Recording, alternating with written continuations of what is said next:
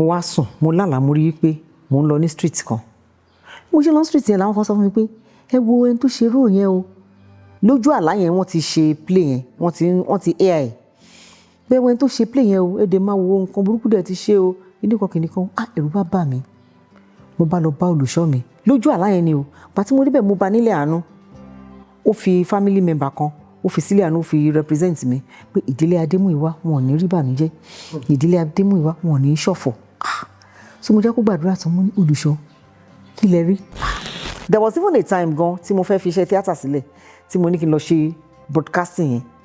you won't believe it gbogbo àwọn tó wà bẹ́ẹ̀ ni mo mọ̀ o ní BCS everywhere gbogbo wọn ni mo mọ̀ wọ́n bá ní kí n wá sí Òṣogbo gbà wọ́n ṣẹ̀fẹ̀ dá ti Òṣogbo sílẹ̀ ní Ọ̀ṣun state wọ́n á ní kí n wá fún audition you won't believe it mo kúrò ní Ifẹ̀ tí mo ti ń ṣiṣẹ́ nígbà tí mo máa dé Òṣogbo ohùn mi ti há. voice yín ò là ṣé ẹ̀ ń try láti sọ̀rọ̀ ni tí wọ́n gbọ́ ni àbí. ohùn mi há ni ó há pátápátá tí mi ò lè sọ̀rọ̀ rárá Ọlọ́run mo jóbìnrin ni bọ̀tọ́ Ọlọ́run dá mi bí ọkùnrin kò sí nǹkan tí ó bá mi tó lè dùn mí bọ̀t kò kí n pẹ́ wọ́n eléyìí tó kàn lè ṣe jù nígbà tí ọmọ mi tó ṣaláìsí I was with him on hospital bed Òkìkí Ayọ̀ wọ́n ní kí n má gbé travel náà ni mo gbé travel wọ́n ní má gérun ẹ̀ mo bá gérun ẹ̀ 2 weeks after ló kú ó dùn mí so mo gbé lọ sí Oni and Sons gbogbo oògùn náà lò fún pátápátá even cleaner sọ fún mi pé gbogbo oògùn tó lè lò fún ọmọ tó ń mọ̀ tí nǹkan báyìí ń ṣe yìí ni wọ́n ti lò fún ó pàpà kú ni ẹni tó gérun ẹ̀ gan kú ẹni tó bá mi gérun ẹ̀ ó kú a month after ó yà mí lẹ́nu gan ni.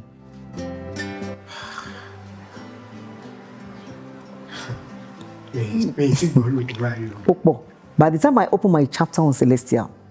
you will know. Jọkẹ́ Múyìwá náà lórúkọ mi ọmọ Abẹ́òkúta ni mí òdì ni mí ará rẹ̀ sà ọmọ ẹnu mú jábẹ́ ìdílé ibi tí mo ti wá ní ìbòtá Abẹ́òkúta ni mí Gbàgùrà ni bàbá mi ọmọ Òkè Arẹ́gbà ni ìyá mi ṣùgbọ́n Ìbàdàn ni wọ́n bí wa sí Ìbàdàn ni la dàgbà sí. Níbàdàn mo lọ sí Sacred Heart Primary School ní Ring Road gbà tí mo ṣe tán bẹ́ẹ̀ mo lọ sí Baptist Grammar School ní Ẹlẹ́nu Ṣóńṣó gbà tí mo kúrò ń bẹ́ẹ̀ bí mo ṣe kúrò ń bẹ́ẹ̀ tán ní ìrìn àjò tíátà bẹ̀rẹ̀ nítorí nígbà tí mo ti wà ní form 4 ni mo ti máa ń wo Coco Close tí mo ti máa ń wo Why Worry nǹkan so ìgbà tí mo ṣe tán báyìí mo lọ bá Mr. Olúmídé Bákàrè of blessed memory pé mo fẹ́ join wọ́n dẹ̀ gbà mí láyè tẹ́lẹ̀tẹ́lẹ̀ o iṣẹ́ sọ̀rọ̀sọ̀rọ̀ ni mo fẹ́ máa ṣe o mo like bọ́n ṣe máa ń sọ̀rọ̀ yẹn so láti ibẹ̀ mo máa ń lọ sí NTA that was 1980 máa ń bá wọn ṣe iṣẹ́ díẹ̀díẹ̀ bó ti ẹ̀gbọ́n wọn ti ní fún wa lówó NTA ṣì jẹ́ mí lówó that was 1980 45 years ago so láti ibẹ̀ ni ẹnìkan kan sọ fún mi pé wọ́n ń wá àwọn òṣèré ní University of Ibadan Performing Company kì í ṣòṣèré tó ti mọ̀ dáadáa o bí òṣèpá àwọn tó ń ṣe upcoming náà ni tán lè train so mo ṣe lọ nìyẹn o wọ́n dẹ̀ gbà mí that was 1980 bàtí mo ṣiṣẹ́ fún bí ọdún kan bẹ̀ iṣẹ́ wa lágbára gan àlọ́rẹ́ àlọ́ta iṣẹ́ ni a máa ṣe TV series a máa ṣe serial a máa ṣe radio show a dẹ̀ máa ṣe stage tá bá ti bẹ̀rẹ̀ iṣẹ́ ní àárọ̀ ní 10 o'clock a máa kọ́ ṣe exercise oríṣiríṣi exercise both physical creative and speech lẹ́yìn àwọn bẹ̀rẹ̀ rehearsal show wà kò sí show a máa bẹ̀rẹ̀ rehearsal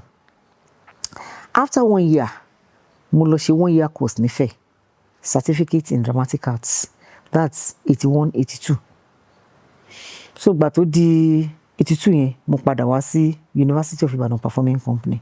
kó tó di pé mo lọ 120 ní salary mi o ṣùgbọ́n gbà tí mo lọ tí mo dé ó mi bá di 300 naira gara bẹ̀rẹ̀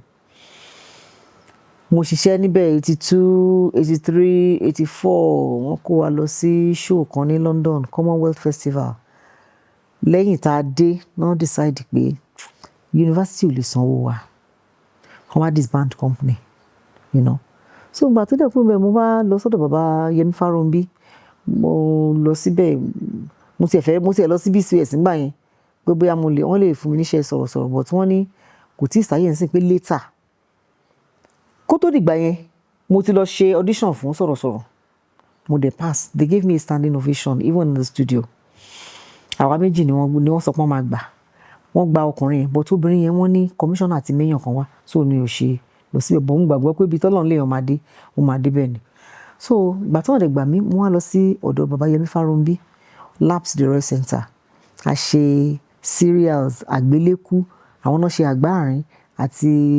àwọn iṣẹ́ kan ṣá, mo bá wọn ṣe fún bíi 1 year. Báwọn University of Ife ṣe sọ pé àwọn nídìí àwọn òṣèré nìyẹn, ó ti wá di Ọbáfẹ́mi Awólọ́wọ̀ Acting Company, mo dé apply, wọ́n bá dẹ̀ mú mi. So bọ́n dẹ̀ ṣe mú mi báyìí, ibẹ̀ ni mo wá wà for 10 years. 10 years ni mo ṣe degree ńbẹ̀, mo lóyún mo bímọ ńbẹ̀. After degree tán tí mo ṣe tán ní 96, mo ṣàkúrò mẹ́ 96, 97, mo wá ṣe masters ní Ìbàdàn, mo parí masters mi ní 99. Mo ṣe tán ní 99 yẹn mo ṣe freelance jobs lẹ́kọ̀ọ́ pẹ̀lú àwọn Kàkàkí, Bentomolójú àti Jídé Ògúnbádé. A travel lọ sí Germany lẹ́ẹ̀mejì, a lọ ṣe shows. Ìgbà tí màá fi dé ṣáàmù ṣáàtì wọn apply káàkiri torí ìgbà tí màá fi kúrò nífẹ̀ẹ́ wọn ò fún mi ní salary mọ́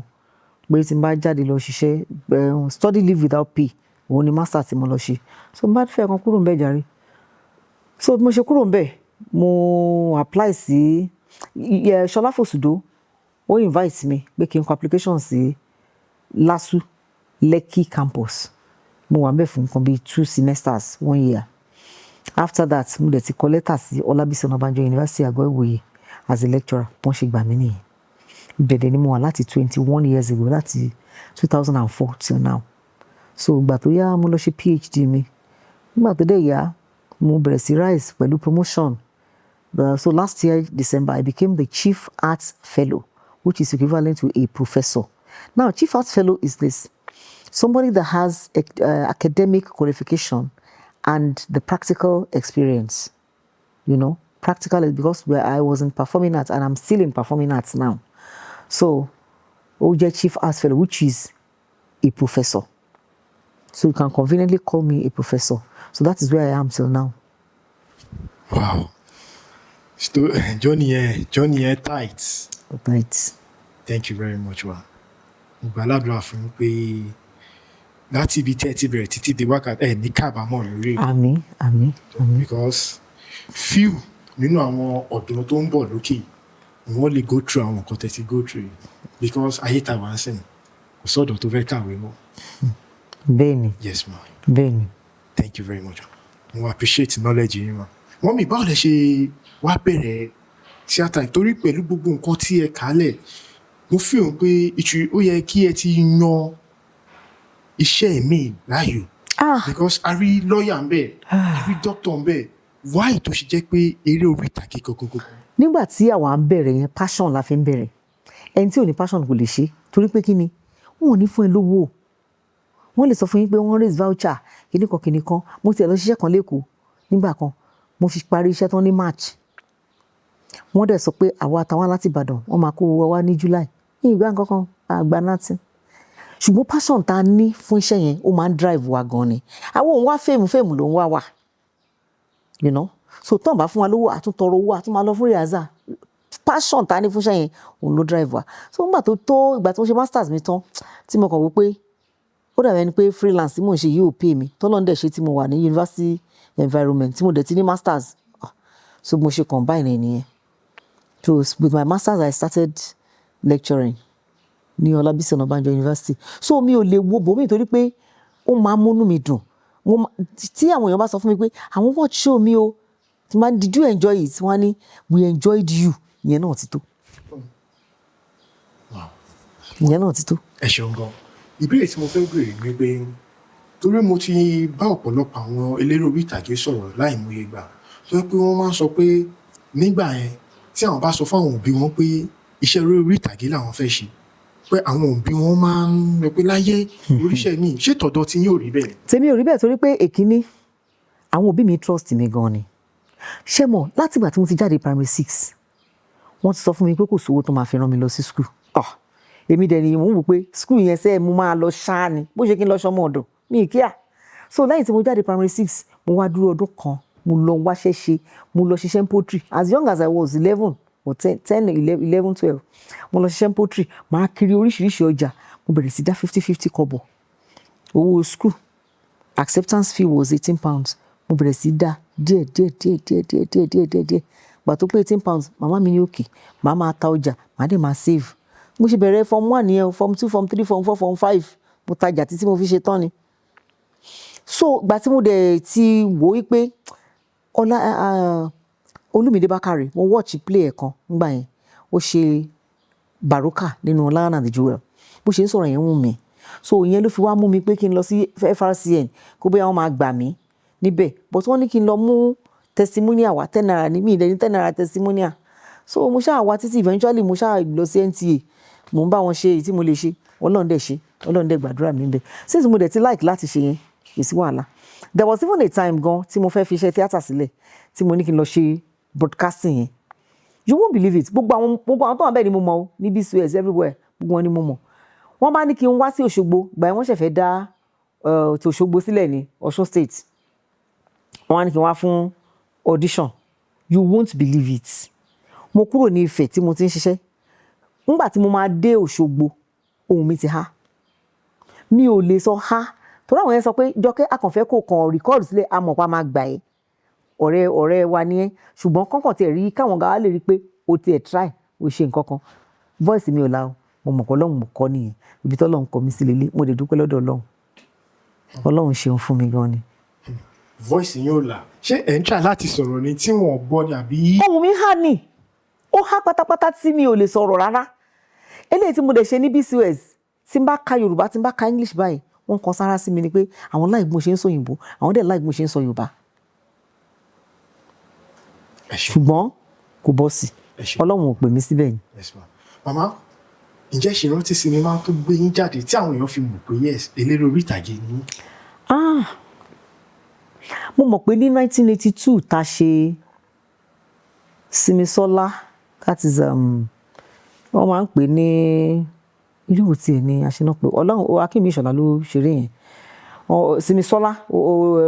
ayé yẹ wọ́n tán àwọn generation yóò lè mọ̀ wọ́n máa ń kọrin yẹn gbà yẹn Simisola múróye ọ̀rọ̀ àná ó yé mi so tó máa ṣe Simisola yẹn ní ọ̀sán ní weekend tó máa ṣe láàárọ̀ wọ́n á ṣe theatre on the screen nírọ̀lẹ́ so ọ̀pọ̀lọpọ̀ àwọn sẹ́ẹ̀tì mi àtàwọn tó dàgbà jù mí lọ gbà yẹn wọ́n mọ̀ mí ṣùgbọ́n ńgbà tó yá tí continue ọ̀pọ̀lọpọ̀ sì mọ̀ mí but àwọn tó ṣẹ̀ ń grow wọn ò fi gbogbo ara mọ̀ torí mo ti ń ṣe stage nìkan la máa ń ṣe later irú ìgbà tí mo wà ní fẹ̀yìntì for 10 years stage la máa ń ṣe jù ṣùgbọ́n ayé ẹ̀ mọ́tò yẹn náà àwọn ará NTA kàn wá la fi ṣe yẹn but apart from that stage ni máa ń ṣe jù so ìgbà tí mo fi máa jáde tí máa fi tún join Yorùbá industry there are so many Yorùbá films tí mo ti ṣe so many tí mi lè kà so ọ̀pọ̀lọpọ̀ mọ̀ mí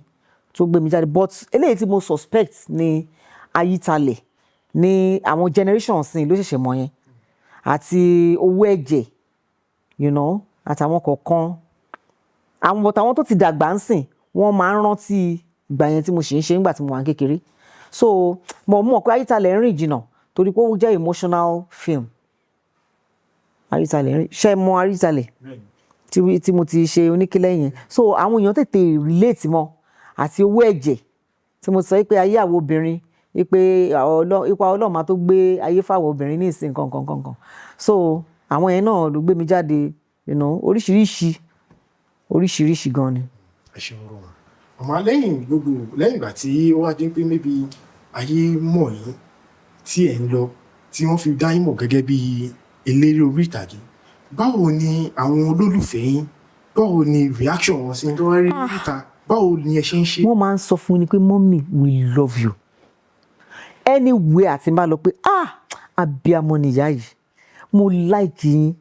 like yín dákú kò sí nǹkan tí mo post wọ́n máa like mọ́mì we love you wọ́n dẹ̀ tún máa pray fún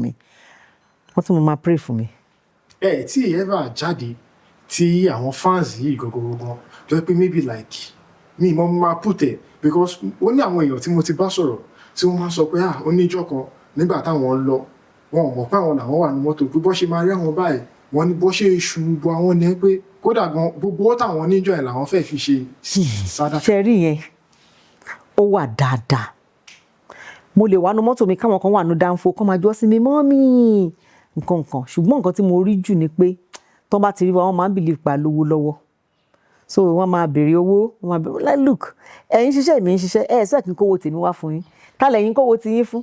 àdúrà àgbàlagbà mo fi ń ṣe fíìmù ẹ máa sọ pé kí n máa kówó kí n máa há fún yín, it's not possible. So ẹlòmíì lè wò pé mọ́mì kìíní kan àwọn náà ń ṣiṣẹ́ iṣẹ́ yín ẹ fi iṣẹ́ yín sílẹ̀ kẹ́ wá ṣiṣẹ́ mi, iṣẹ́ ti wá lágbára gan ni, ó ní agbára gan ni. So ìyẹn pọ̀ mọ́mì tó ń ṣe fíìmù yìí ni mọ́mì tó ń ṣe fíìmù lélẹ̀ ìjọ kan mo wà ní school ọmọ kan rí mi ló bá ní ọ̀tá rèé which is pé owó rèé mo wò ọmọ yìí mo yà rọra pé ọ̀tá kankan ò sí níbì kankan tó bá pay mi ni mi ní wá sí academics tó bá pay bills mi ní wá sí academics o but ń sìn nǹkan ti yàtọ̀. ẹ ṣeun màmá ṣé torí ọ̀pọ̀lọpọ̀ àwọn ènìyàn wọ́n máa ń sọ pé wọ́n máa ń kọ́ṣẹ́ tíátà wọ́n ní kò sí bó ṣe lè lọ sí iléèwé gíga tó lọ́ka tó bá yí padà dé o gbúdọ̀ kọ́ o dẹ̀ gbúdọ̀ wà lábẹ́ yẹn. Èmi ò sí lábẹ́ yẹn o ṣùgbọ́n ní Ibadan performing company university based theatre company tí mo wà a máa ń ṣe oríṣiríṣi experiments láti fi lè train ara wa, a máa ń develop technique a máa ń mọ how to act, how to talk,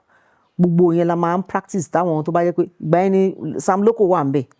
Kúnlé Fámoríyọ̀ wà ń bẹ̀, àwọn senior artists yẹn wọ́n máa ń put wa through this is how you are going to do it and I will go through rehearsals gan títí a fi máa get ẹ̀ tá bá ní show in the next 6 weeks a máa ṣe rehearsal fún 6 weeks ni after 6 weeks la máa lọ ṣe performance so nínú 6 weeks yẹn náà àwa náà àti cut teeth wa. So sí London pé ẹni yìí ló kọ́ yín. Wọ́n ń kọ́ you see ẹni tó máa kọ́yàn níṣẹ́ tíátà wọn ò sábà ń kọ́yàn talent èèyàn bá nílé èèyàn máa develop téèyàn bá ní talent ẹ̀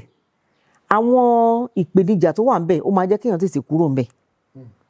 ṣùgbọ́n téèyàn bá ní talent ẹ̀ gbogbo ìpèníjà téèyàn bá ní kò jẹ́ nǹkan kan lójú ẹ̀ wàá gbàgbọ́ pé ẹni iṣẹ́ ló lè wà tí ìpèníjà lè wà ń bẹ̀ so ẹni ìpèníjà tó bá ní wàá fò dáná ni wàá tún continue iṣẹ́ na to die there o. ẹ ṣeun gan-an màmá nínú àwọn ìpèníjà àti èrò gbogbo lẹ bá pàdé tó ẹ kó jẹ má lè gbàgbé. a máa ń ṣetán lálẹ́ ńgbà mi most times a máa ń ṣetán lálẹ́ a lè máa lọ ní nǹkan bí aago 1 òru tàbí aago 2 òru tó má dẹ̀ ti wá já èmi nígbà tí mo wà ní Ìbàdàn performing company yẹn tó bá ti wá já mi sílé tó ń lọ ilé Ìbàdàn fún gbogbo ara ní street ní nǹkan bíi 12-1 èmi nìkan ni máa dá lọ a ṣe yẹn for a long time. Fẹ́ pé there was a time mo máa ń sọ nínú àwọn tó bá fún mi tó bá ń ṣe recording fún there was a time tí mò ń lọ tí mo dé ìtòsí ilé wa tí mo rí èèyàn kan tó ga gan ó ń lọ ó ń bọ̀ ẹ̀rù bà mí mo padà lọ gba another road kí n lọ já sí kọ̀rọ̀lé wa gbogbo àdúgbò ti dá o pàtó kù díẹ̀ tí mo débi kọ̀rọ̀lé wa náà mo bá tún rí ẹran kan ó kúnlẹ̀ bá ó ṣe báyìí ẹ̀rù ti bà mí mo ṣàkọjá ìfèrè mo délé màmí wọ́n ti sáré bá mi ṣe lẹ́ẹ̀kan ti wọlé ṣùgbọ́n rú yẹn pọ̀ tá máa ń rí àmì irú pé ká máa lọ lálẹ́ oríṣiríṣi Ọlọ́run ló ń kó wa yọ a máa ń travel lálẹ́ a máa ń ṣe oríṣiríṣi a lè má jẹun ibi tá a bá rí hòtẹ́ẹ̀lì tó bá fún wa náà la máa sùn sí ìṣẹ̀dá pé láyé ìsìn kọ́lọ́run kó ṣàánú wa ní pẹ̀lú hòtẹ́ẹ̀lì àwọn ìpèníjà yẹn àfikà Ọlọ́run ń gbé wa ró ṣá Ọlọ́run gbé wa ró ìgbà míì wọ owó tó bá fún wa lè má tó nǹkan but ìfẹ́ ta ní sí kinní yẹn à á manage. ẹ ṣeun gan-an màmá mo nínú àwọn èèyàn tí mo ti bá sọ̀rọ̀ torí mo máa ń like láti máa fi àwọn èèyàn ṣe àpèjúwe wọn ní ẹni tó bá dẹ̀ fọgbọ́n ọlọ́gbọ́n ṣọgbọ́n kò ní ṣìnà màmá ìbéèrè tí wọ́n fẹ́ béèrè pé mo ti bá àwọn èèyàn sọ̀rọ̀ tó jẹ́ pé wọ́n ṣeré orí ìtàgé yìí tí wọ́n sọ fún mi ní pé ipa táwọn kó nínú sinimá nígbà tí àwọn parí iṣẹ́ yẹn tán bóyá bíi ọjọ́ kẹta àbí ọjọ́ kẹrin nǹkan tí àwọn kópa nínú sinimá ó ṣẹlẹ̀ sí wọn gbogbo. ó ṣẹlẹ̀ sí mi mo lọ ṣiṣẹ́ kan ní Abẹ́òkúta àpèṣẹ yẹn ní Jabadu ló direct kìíní yẹn the broken calabash or the broken pot àwọn UNICEF ló ní it has to do with àwọn tó ń ṣe family planning shoot ni nígbà tí mo débẹ̀ mo play part sí ẹni tó jẹ́ pé ó bí ọmọ 11 ṣùgbọ́n kọ́kọ́ ẹ̀ má bàa lọ fẹ́yàwó mi ó bá tún ní dandan òun á bí 12 ìgbà tó wá bí tó ń lébọ̀ 12 yẹn ó bá kú. Nígbà tí mo ṣe tán tí mo dé Ìbàdàn mo wá sùn mo lálàá mo rí pé mo ń lọ ní street kan mo ṣe lọ street yẹn làwọn kan sọ fún mi pé ẹ wo ẹni tó ṣe role yẹn o lójú àlá yẹn wọ́n ti ṣe play yẹn wọ́n ti AI pé ẹni tó ṣe play yẹn o ẹ dẹ̀ máa wo nǹkan burúkú dẹ̀ ti ṣe o kìnìkan ẹ̀rù bá bà mí mo bá lọ bá olùṣọ́ mi lójú àlá yẹn ni o pàtí mo débẹ̀ mo bá nílé àánú ó fi family member kan ó fi sílé àánú ó fi represent mi pé ìdílé Adémúyìwá wọn ò ní rí ìbànújẹ́ ìdílé Adémúyìwá wọn ò ní ṣọ̀fọ̀ so mo jẹ́ kó gbàdúrà tán mo ní olùṣọ́ kí lẹ rí ó ní kí n lọ ṣe ìràpadà kí n lọ ṣe àwọn nǹkan kankan mo lè lọ ṣe and that was it. Irú ẹ̀ nígbà tí mo ti wá rí yẹn bẹ́ẹ̀ ẹni iṣẹ́ tí n bá máa ṣe àdúrà ni o Ọlọ́run dẹ̀ ń gbọ́. Ǹjẹ́ ṣé lẹ́yìn ìgbà tẹ́ ti ṣe wá ṣe ṣé ẹ̀yin ṣe irú àwọn roles tó yẹ pé ó lágbára bẹ́ẹ̀? Mo ń ṣe role tó ní in fact man believe wọ́n máa ń fi role yẹn wá mi ni. Wow. Mo máa ń ṣe role tó lágbára gan ṣùgbọ́n Ọlọ́run olùjọ mímọ́ Ọlọ́run ọ̀ṣọ́fà báyìí ló ṣe dúró tì mí. Màmá a ṣe ń padà bọ̀ wá síbẹ̀ yẹn torí olùjọ mímọ́ tí ẹ dárúkọ yẹn àwa náà celestial member ni wá ṣùgbọ́n kí tó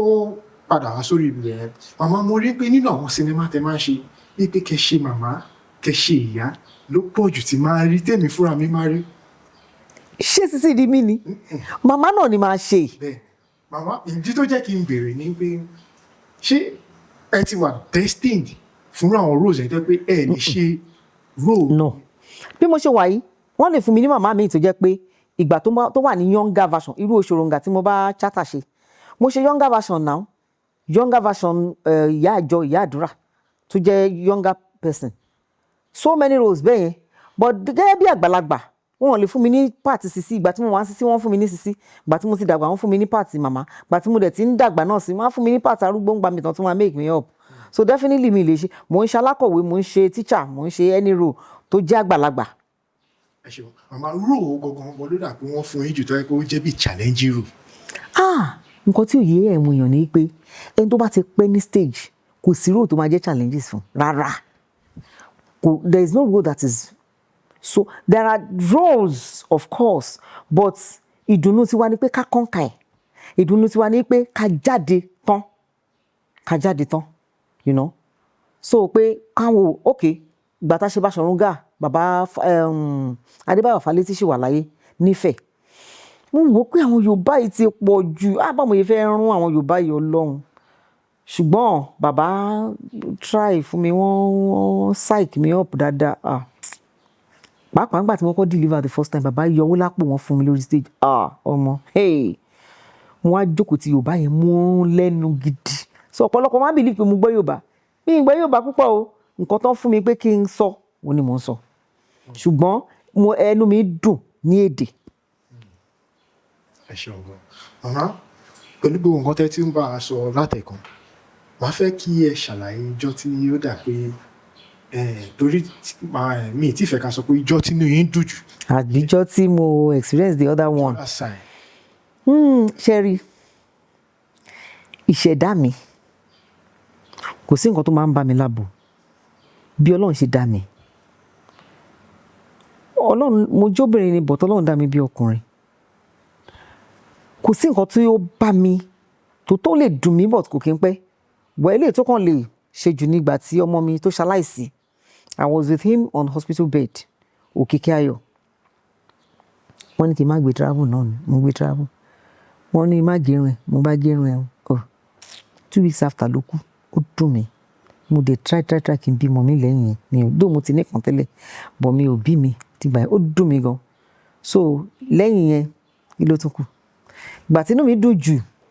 mo dúpẹ́ lọ́dọ̀ Ọlọ́run ni pé mo dé the peak of my career I'm a professor and I've spent 45 years in this industry. That is an achievement that is worthy to be celebrated, to be grateful to God all the days of my life. So ìyẹn ni. Ẹ ṣeun gan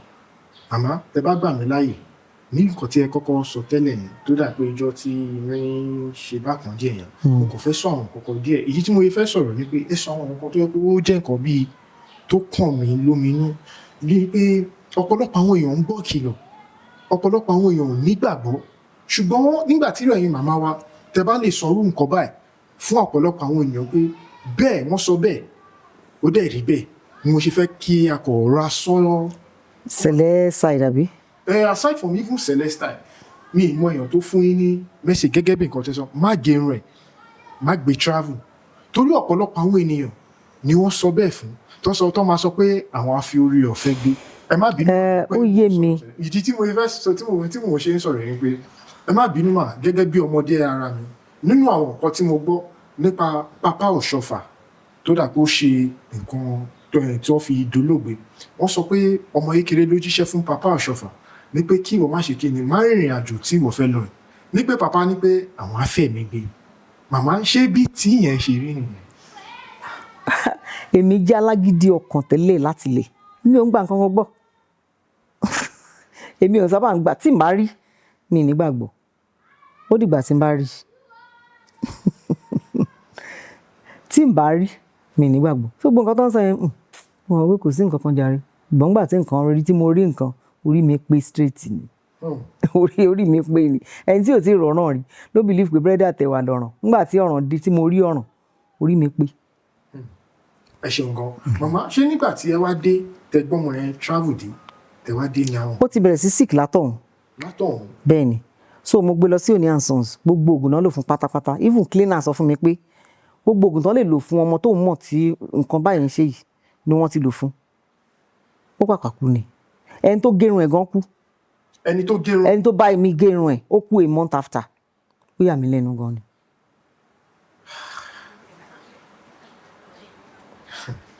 mi ti gbọ́ lóògùn báyìí lọ. ó pọ̀ by the time I open my chapter on Celestial you will know.